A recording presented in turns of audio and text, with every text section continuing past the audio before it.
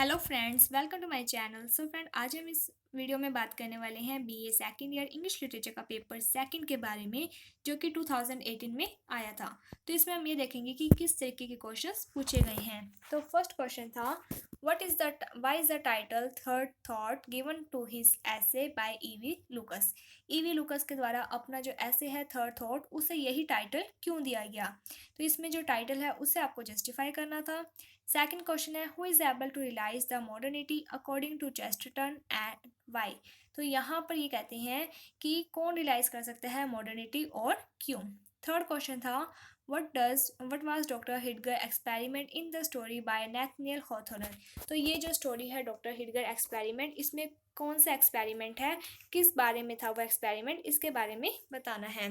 इसके बाद next question है, describe the science friction. Science friction क्या होता है, इसे डिस्क्राइब करना था। इसके बाद नेक्स्ट क्वेश्चन था, right the name of 4 Victorian novelist. तो जो 4 नॉवलिस्ट थे विक्टोरियन टाइम पीरियड में, उनके बारे में बताना था, यानी कि उनके 4 नाम लिखने थे। इसके बाद नेक्स्ट था कि आपको एक्सप्लेनेशन दी गई थी, उनमें से आपको 2 एक्सप्लेनेशन करनी थी। तो जैसा कि इस बार पैटर्न चेंज है, बट ये तो हमें पता है कि जो सिलेबस है वो सेम है, तो हम इसे ये देख सकते हैं कि कौन सी लाइन्स आई थी या फिर हम किस तरीके से उन्हें ढूंढ सकते हैं। तो फर्स्ट था, physical recovery is a matter of the mind as well as of the body. The slightest shadow on the mind may in the condition of low vitality retard and even defeat recovery. तो यहाँ पर ये जो clause है ये कौन सा था, ऑन सुपरस्टिशन क्लॉज था। सेकंड था, a society with plenty of snobberies is like a dog with the plenty of flies. तो यहाँ पर हमें ऑलरेडी पता चल चुका है कि ये जो क्लॉज है इसका नाम स्नोबेरीज था। तो इसमें आपको क्या करना होता है कि अगर आपको चारों नहीं आते हैं तो कोई बात नहीं है, इसमें आपको मेनली 1 या 2 यानी कि आपको ऑप्शंस होते हैं, तो आप ये जब लाइन्स पढ़ोगे तो इसमें आपको ईजिली वे में पता चल जाएगा। जैसे कि फर्स्ट में है फिजिकल रिकवरी। तो जो ऑन सुपरस्टिशन प्रोज है, इसमें आपने पढ़ा होगा एक व्यक्ति के बारे में जो कि युद्ध करता है, युद्ध में वो जीत जाता है, बट जब वो फिजिकली यानी कि अगर वो डैमेज है तो वो सही हो जाएगा, उसको जो भी फिजिकली चोट है वो सही हो सकती है, बट अगर वो मेंटलिटी हार गया तो वो क्या है, उसके लिए नुकसानदायक होगा। इसके बाद सेकंड में हमें पता चल चुका है स्नोबेरिस था। थर्ड आप देख सकते हैं, इसी तरीके से आप इजी वे में से ढूंढ सकते हैं। Remark the scope and amplitude of the affair, let any man how ever learn he may think himself and how ever varied his acquaintance with man, Musk's money, and the printed word, set out a list of subjects on which he could completely deal. Then let him compare it with the vast, the ocean prospect of the thing of which he know nothing. तो ये जो आपका आया है, ये जो on the pleasure of no longer being young, इसमें से आया है। इसके बाद नेक्स्ट है, and here I have told you the story of 2 children where who were not wise, each sold the most valuable thing he owned in honor to buy a gift for the other. तो यहाँ पर हमने जो word पकड़ लिया है वो है गिफ्ट। तो ये जो आपके 9 प्रोज हैं या फिर जो 8 प्रोज हैं, इसमें से आपको पता होगा कि एक प्रोज है जिसका नाम है द गिफ्ट ऑफ मजाई। तो हमें इजी वे में पता चल सकता है कि ये जो प्रोज है वो जो एक्सप्लेनेशन है वो किस प्रोज में से आई है, द गिफ्ट ऑफ मजाई में से। इसके बाद आगे थे क्वेश्चन आंसर। तो यहाँ पर 10-10 नंबर के जो क्वेश्चन है वो किस तरीके से पूछे गए हैं ये देखते हैं। What are the different snobberies discussed by Huxley in his essay selected snobberies. तो यहाँ पर जो स्नोबेरीज है उसमें अलग अलग प्रकार की स्नोबेरीज के बारे में बताया गया है, उसके बारे में आपको बताना था।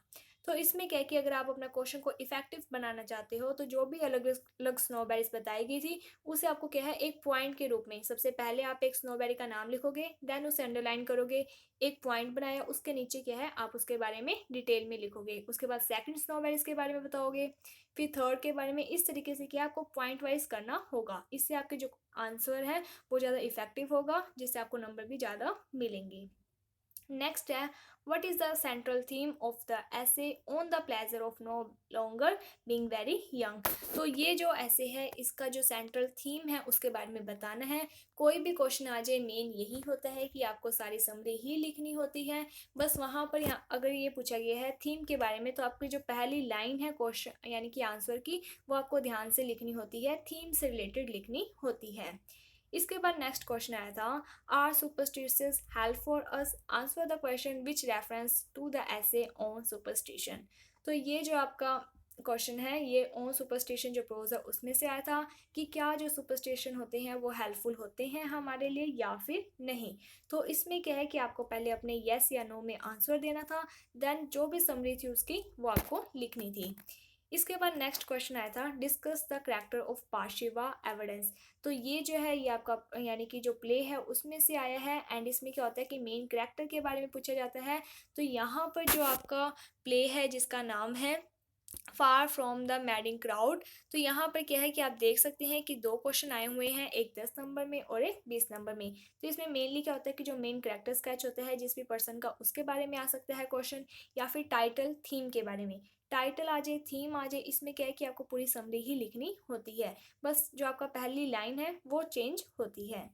इसके बाद नेक्स्ट क्वेश्चन आया था what is the stream of consciousness, base your answer with the suitable example. तो यहाँ पर ये क्वेश्चन है जो क्या स्ट्रीम होती है कॉन्शियसनेस की, इसको आपको एग्जाम्पल के थ्रू बताना था।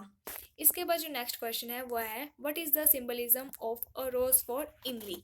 तो ये जो क्वेश्चन है ये आपके प्रोज में से आया था, इसमें सिंबलिज्म के बारे में बताना था कि ये जो सिंबल है अ रोज फॉर इमली ये किस बात का प्रतीक है।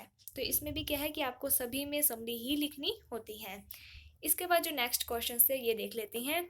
Analyse critically the view of the A G Gardiner in his essay on the superstition. कि जो सुपरस्टिशन में एजी गार्डनर है उन्होंने उनके जो व्यूज़ हैं उनके बारे में आपको एनालाइज करना था, यानी कि समरी ही लिखनी थी। नेक्स्ट क्वेश्चन था discuss in detail the story doctor Heidegger experiment and the moral it teach us. तो इसमें डॉक्टर हिटगर का जो एक्सपेरिमेंट है उसके बारे में सारी बातें लिखनी थी, इसके साथ ही इसमें हमें क्या बात सीखने को मिली है इसके बारे में लिखना था। नेक्स्ट क्वेश्चन था what was the surprise and emotional element in the story the gift of मज़ाई।